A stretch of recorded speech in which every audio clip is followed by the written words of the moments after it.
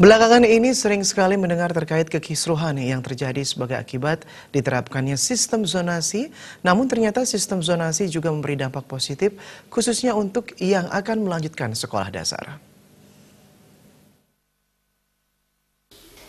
Sistem zonasi tentunya sudah tidak asing lagi, apalagi para generasi muda yang baru saja melewati masa mencari sekolah. Belakangan ini sering sekali mendengar terkait kekisruhan yang terjadi sebagai akibat diterapkannya sistem zonasi ini.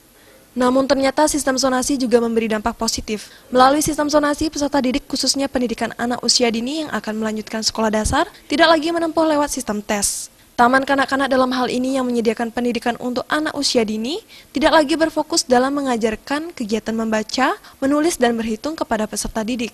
Sehingga para guru di Taman Kanak-kanak lebih berfokus pada perkembangan potensi peserta didik melalui pola asuh serta kegiatan bermain demi berkembangnya potensi peserta didik.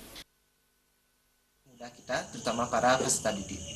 Nah, melalui sistem zonasi, para peserta didik usia dini yang berencana untuk melanjutkan ke tingkat sekolah dasar tidak lagi harus melalui sistem tes.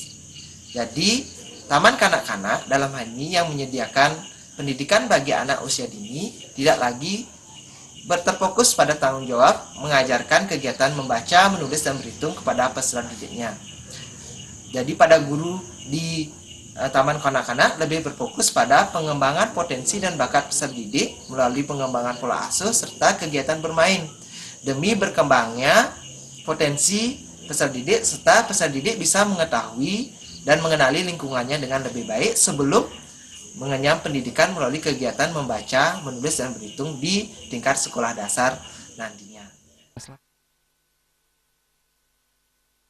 Nantinya peserta didik bisa mengetahui dan mengenali lingkungannya lebih baik sebelum mengenyam pendidikan melalui kegiatan membaca, menulis, dan berhitung di sekolah dasar. Agung Ria, Bali TV.